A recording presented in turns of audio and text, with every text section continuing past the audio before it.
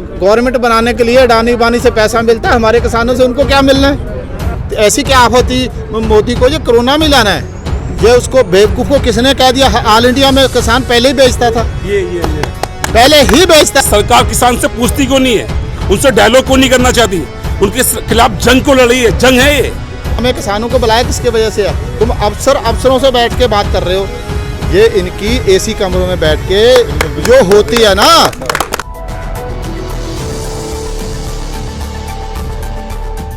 नमस्कार, आप देख रहे हैं द नेशनल न्यूज़ इंडिया में, आपके साथ मोहम्मद अकरम। अभी हाल ही में किसान लगातार जो 3 कानून थे उसको लेकर विरोध प्रदर्शन कर रहे थे, साथ ही साथ दिल्ली कूच कर लिया है और सरकार से किसानों ने ये मांग रखी है कि 3 कानून जो हैं उसे जल्द से जल्द वापस लिया जाए। और साथ ही साथ ये भी बात कही गई कि जब तक सरकार अपने कानून वापस नहीं लेती तब तक ये प्रदर्शन चलता रहेगा। इसी को लेकर कुछ किसान भाई हमारे साथ मौजूद हैं, उनसे बात करेंगे और जानेंगे उनकी राय।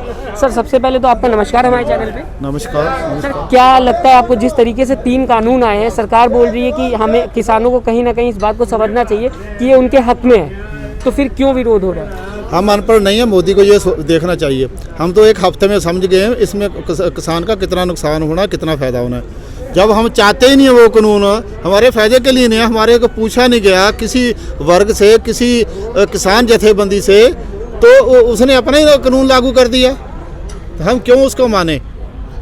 और जो कॉन्ट्रैक्ट फार्मिंग है ऑल वर्ल्ड में ये फेल हो चुकी है, 1960 से चली हुई है, ये फेल है। और ये वो फेल हुए कानून वो अडानी बानी को फ़ायदा पहुँचाने के लिए हमारे ये यहाँ इंडिया में लागू करना चाह रहे हैं। खाली अपनी गवर्नमेंट बनाने के लिए अडानी बानी से पैसा मिलता है, हमारे किसानों से उनको क्या मिलना है? हमारे किसानों से पैसा नहीं मिलना उनको। इस वजह से किसानों को उन्होंने 1970 से लेकर ये किया है भी शहरों को उनको कैसे लेबरी करने के लिए शहरों में लाया जाए किसानों को। तो उनको पहले मुजारा बनाएगा, मुजारा बनाकर जैसे ज़मीनें छीनेगा, उसके बाद धीरे धीरे पता लगेगा किसान ने गुजारा तो करना ही है, भी किसान हमारे शहरों में आके फैक्ट्रियों में आके नौकरी करेगा। तो हर एक दिन में ऑल वर्ल्ड का किसान ये खेती उससे हाथ से छीनी जा रही है, जो ये लागू इंडिया में करना चाह रहा है। लेकिन इससे पहले भी अभी लगातार जिससे सियासत हो रही थी, ये कहा जा रहा था कि पीएम मोदी ने ये बात कह दी, स्पष्ट कर दिया है कि जो ये कानून है उसको लेके कहीं ना कहीं किसान जो है वो चिंतित हो रहा है, उसको चिंतित नहीं होना चाहिए और ये उनके हक में है। इसके बाद फिर अगर बात की जाएगी पंजाब सरकार कुछ और कह रही है और हरियाणा सरकार ने लगातार रोकने की कोशिश की, तो क्या लग रहा है कि क्या इसमें सच में राजनीति हो रही है? बिल्कुल राजनीति। हम तो किसी सरकार के ऊपर विश्वास नहीं करते। 19-20 का फर्क हो सकता है, किसी विश्वास के ऊपर सरकार को विश्वास नहीं करते। ये WTO का समझौता डंकल प्रस्ताव 1980 में आया था, मैं उस टाइम शायद मेरी 10वीं क्लास थी। तो किसान संगठनों ने सभी ने इसको मना किया था भी ये हम नहीं आने देंगे। उस टाइम सोशल मीडिया नहीं था, किसानों को पता नहीं लगता था। अब सोशल मीडिया के आने से उनको पता लग चुका है।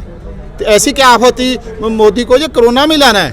पहले उसके ऊपर डिबेट कराता, सब पूछता, तो हमारे डिबेट करा कर किसानों को जरूरी है तो दो।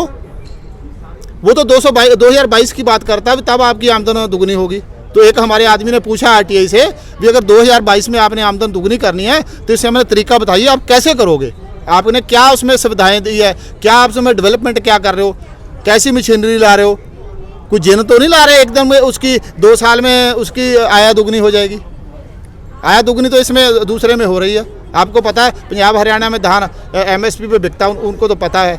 तो हमारे उत्तराखंड UP में धान इस बार 1000 रुपये को बिका, 1200 रुपये को बिका। जब MSP जो दे ही नहीं रही थी, MSP को उसको हम चाहते हैं कानून बनाए, डंडा कानून का चले उनके ऊपर उसका फाइन लगे उनके ऊपर जो MSP से नीचे बिके। मक्के का हाल देखो, ऑल इंडिया में 800 से लेकर 1000 तक बिका है। अच्छा, वो तो फिर बात ये हो रही, सरकार तो कहती है दूसरी तरफ कि हम आत्मनिर्भर भारत की बात कर रहे हैं, उसके अंदर ये योजनाएं लाई जा रही हैं। तो आत्मनिर्भर भारत के अंदर क्या लगता है कि प्राइवेटाइजेशन जैसे हो रहा है हर चीज़ का, वैसे इसमें भी किया जा रहा है कि अब किसान जो है वो बाहर मंडी के फसल बेच सकता है। तो क्या ये सही है आपके हिसाब से? जो ये उसको बेवकूफ़ को किसने कह दिया? ऑल इंडिया में किसान पहले ही बेचता था, ये पहले ही बेचता था। बिल्कुल बिल्कुल बिल्कुल, बहुत इसका मतलब ऐसा जब अगर बेचना है तो मैं ये कह रहा हूँ, राजस्थान में अफीम होती है, वो ऑल इंडिया में क्यों नहीं बेचना दे रहा? वो भी बेचना दे। इस वजह से ये कॉन्ट्रैक्ट फार्मिंग में फेल है। 2006 में ये बिहार में लागू करी थी, तो वहाँ का 800-1000 रुपये का धान वो जहाँ हमारी आके मंडियाँ डाउन कर देता है। अगर इतना ही वहाँ का सक्षम होता 2006 से, वहाँ से की लेबर बेचारी यहाँ हमारे आके पंजाब हरियाणा में आके क्यों बेचारे दिहाड़ी करें। कॉन्ट्रैक्ट फार्म तो बिल्कुल फेल है। ऑल वर्ल्ड में ये किसान हमारे हक में मुजाहरे कर रहे हैं। अभी किसान जो इंडिया का मुजाहरे कर रहा है 3 कानूनों के खिलाफ, वो सही है।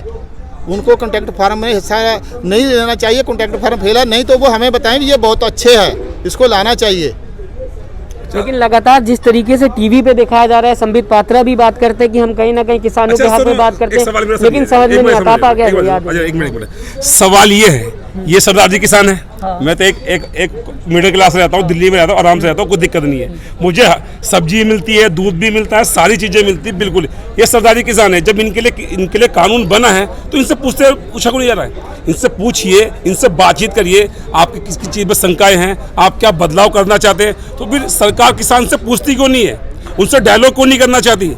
उनके खिलाफ जंग को लड़ी है। जंग है ये। वो ठंडी में वाटर कैलन खड्डे खोद दिए, मतलब कि जंग चल रही है। हम पाकिस्तान से नहीं लड़ाए, ये हमारे देश के नागरिक हैं। हम दिल्ली में रहते हैं, हमें दूध, सब्जी, चावल, हर चीज़ अपने रात दिन मेहनत करते हैं। किसान धूप में, सर्दी में, बरसात में वो अपना तपाता जब वो धान उगाता है। लेकिन सरकार का तो यही कहना है ना, 2006 में हमारे राष्ट्रीय अध्यक्ष ये बलबीर सिंह राजेवाल को इन्होंने राजस्थान में एक मीटिंग रखी थी, उसमें बुलाया था। तो इन्होंने 3 बजे का टाइम दिया था, अभी 3 बजे तक मीटिंग हो जाएगी। तो उन्होंने कृषि जो वहाँ से अधिकारी थे उन्होंने पूछा अब इसको कैसे करा जाए। तो उनके जो अधिकारी बैठे थे वही जवाब देने लगे, इसको हम ऐसे करेंगे ऐसे करेंगे। जब आधा घंटा रह गया तो वो राजेवाल जी खड़े हो गए थे उठ के, कह रहे हमें किसानों को बुलाया किसके वजह से है? तुम अफसरों से बैठ के बात कर रहे हो। ये इनकी एसी कमरों में बैठ के जो होती है ना, वो धरातल में आके करे, जमीन में आके करे, फिर पता लगता है। बिल्कुल सर, बिल्कुल। क्या भाव बिकती है, क्या भाव निकलता है, क्या खर्चा आता है। हमारे तो खर्चे नहीं पूरे होते इसमें।